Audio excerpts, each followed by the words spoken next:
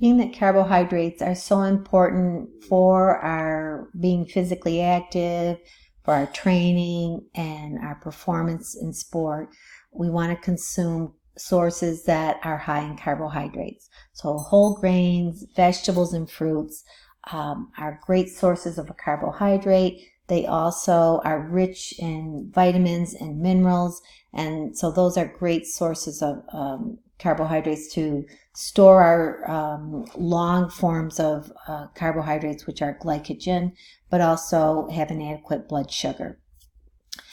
Dairy and dairy alternative products are a moderate source of carbohydrates. They also contain protein, and so you're also getting protein, iron, zinc, additional micronutrients that are important for health in the body. And then sweets are loaded with a lot of carbohydrates, but they don't have a high nutritional value. They also carry calories without that nutritional value.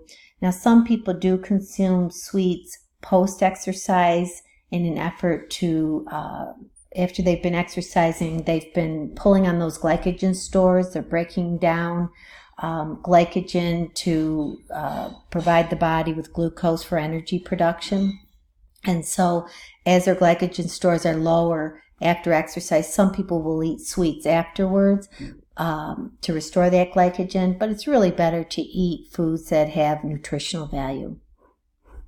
Glycemic index and glycemic load are concepts that have been out for quite a while. They've looked at glycemic index, looking at weight control, diabetics, controlling their blood sugar, and it's also been applied to looking at enhancing sport performance. Glycemic index is looking at how one type of food, how quickly it raises your blood sugar. And it's on a scale of 0 to 100. And foods that are closer to 100 raise your blood sugar faster. And so this has been applied to sports because generally speaking, we always have told athletes not to have a food that raises your blood sugar quickly right before you start an event, because in that spike in your blood sugar will cause a release of insulin, which then lowers your blood sugar. And so if you eat a food that is high in glycemic index, that you potentially could be starting out your competitive event with actually a lower blood sugar. And that means there's less glucose available for energy production. So that's the thought behind glycemic index, but glycemic load is a newer concept, and that's looking at the summation of glycemic food index of all the food. We don't usually eat just isolated foods. We usually eat foods in combination. So it's looking at that total glycemic effect of all the foods that you're eating and its effect on your blood sugar. How useful it is, it's still being researched to see how beneficial it can be. It hasn't panned out and been as applicable as they thought, but it still is being researched. Reason why carbohydrates are so important, as I said, is because usually once we get to a moderate intensity, we're using more carbohydrates than fat. Once we get to about 40 to 60%, we're using more carbohydrates. And at high intensities, sustained effort, we're usually using mostly almost all carbohydrates. And carbohydrates are used in both the anaerobic and aerobic energy system. So carbohydrates are glucose or glycogen. So we can break down the glycogen and release it as glucose. Or we can use glucose circulating in your blood, and glucose is broken down through glycolysis. And if you recall, that's an anaerobic process, so oxygen's not present. And we produce 2 to 3 ATP molecules for every molecule of glucose. The end product, though, of glycolysis is pyruvate, and pyruvate has two kind of alternatives. If oxygen is present, pyruvate is converted to acetyl coenzyme A, and that enters the citric acid cycle, which is also called the Krebs cycle. And that's where hydrogen ions are being stripped off, and those hydrogen ions then are transported into the electron transport chain, and that's where the bulk of ATP is produced in the oxidative or the aerobic energy system. So in glycolysis, which is an anaerobic process, we are still using glucose to produce things to be used in the aerobic energy system. Now, glucose also goes through glycolysis, producing pyruvate. It can also be converted to lactic acid if we don't have oxygen available. And lactic acid is what, at high intensities, we start to accumulate this lactic acid. Our muscle becomes more acidic. It shuts down the enzymes, the ability to energize the muscle, and it results in muscle fatigue. So carbohydrates are a very important fuel source for training, and for exercise performance. And we're concerned about making sure we take enough carbohydrates into our diet to maintain our blood sugar. But we're also concerned about having a diet rich in carbohydrates to replenish that stored form of glucose, which is glycogen. And so as we exercise, we're pulling on that glycogen. You have two storage forms of glycogen in your liver and your muscle.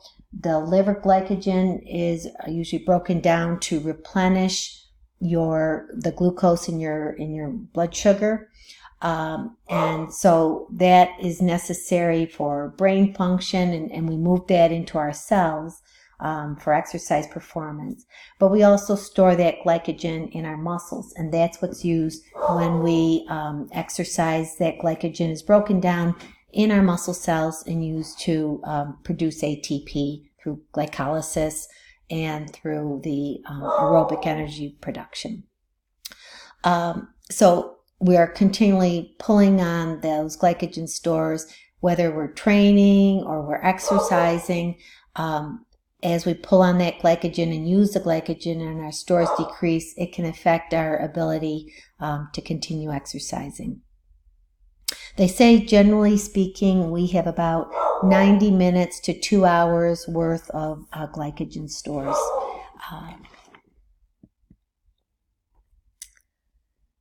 And so the amount of carbohydrate or the amount of our blood glucose, sorry, I hope you can't hear the dog barking, but the blood glucose levels respond to our carbohydrate ingestion. So when we're taking in carbohydrates, it raises our blood glucose, but also it helps replenish those glycogen stores.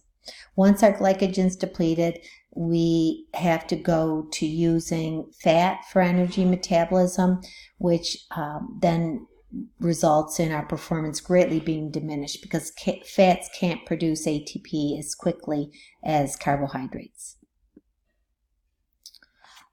So carbohydrate loading was something years ago. They came out with carbohydrate loading. It used to involve where we would deplete the glycogen stores, and then you would eat a diet rich in carbohydrates, and you wouldn't exercise right before a competition. And it did. It really maxed out your glycogen stores. So when you exercise, you could maintain higher intensity effort for longer and then potentially win the race. But what they found is it really kind of messed with people's heads, because when their glycogen was low, they just had these feelings of fatigue, and they were mentally not as alert. And so they felt that the psychological effects of doing it this way were not as beneficial. So now, about 36 to 40 hours before an important workout or a competition, people will usually consume 10 to 12 grams per kilogram body weight of glucose or of carbohydrate in an effort to max out their glycogen stores. So when they start that competition, their glycogen stores are really high, and then when they compete and they're using all the glucose and the glycogen, they have more storage of it. They have a greater amount available, and it's going to allow them to maintain exercise at a higher intensity longer. Some of the studies for females haven't, most of the studies have been on men. Some of the studies for females show that it can be affected by their menstrual cycle, where they are in their menstrual cycle, if they're taking contraceptives. So there are some differences in gender. So what eating before a competition or eating before training, is it beneficial to consume carbohydrates? Yes, the studies have shown repeatedly that people who have higher carbohydrate or higher glucose glycogen stores, they have longer duration that they can exercise before they experience fatigue. So they should consume high carbohydrate meals or snacks, but it's very individualized. So it should be something that people try ahead of time to know that there's certain foods that they like or don't upset their stomach. And some people might have it as a meal. Some people might have it as a snack. Now, there's some people who say they can't eat before they exercise or before they have a competition. Even if they have a small amount, even if they get something in them, it can be beneficial. So even if you have to do it with small bites or something like a beverage, that amount can be beneficial. So we should have high carbohydrate snacks where 60 to 70% of the calories that we take in are carbohydrates. So let's see. And then right before, up to 4 hours before a competition, we should consume 1 to 4 grams of carbohydrate for every kilogram body weight. There again, should be something easily digested that doesn't leave you with this full feeling, an uncomfortable feeling. It should be low in fiber so that it doesn't promote that laxative effect. Complex carbohydrates, so it's not like a simple sugar that's going to pop up your blood sugar and cause a release of insulin and pull down your blood sugar. And you should always experiment prior to see what foods are most beneficial to you. So it can be in a solid food form, or it can be in a liquid form. So carbohydrate consumption during competition, as you're competing, you're using your blood sugar, you're using your glycogen. And what the studies have shown is consuming carbohydrates while you're competing will help maintain your blood sugar, and it also will be what's called glycogen sparing. It'll help you prevent using more of that glycogen, because there again, the goal is to prevent depleting your glycogen while you're exercising, because once it's depleted, it's going to affect your ability to perform at higher intensity. So the goal is always to maintain some glycogen while you're competing. So if you consume glucose or carbohydrates while you're competing, it helps you maintain a blood sugar and use that and spare your glycogen. And so that it can come in gels, bars, drinks, whatever works best for you. A variety or mixture of different sugars has been shown to be beneficial, because those glucose or those sugar transporters that move the carbohydrates from your small intestines to absorb them across the cell barrier, there's those transporters.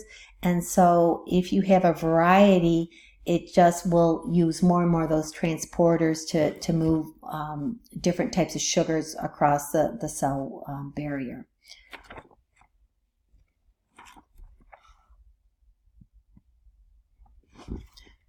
How much carbohydrate should you consume prior to competition. I'm going to stop this here and I'll start that on the next slide.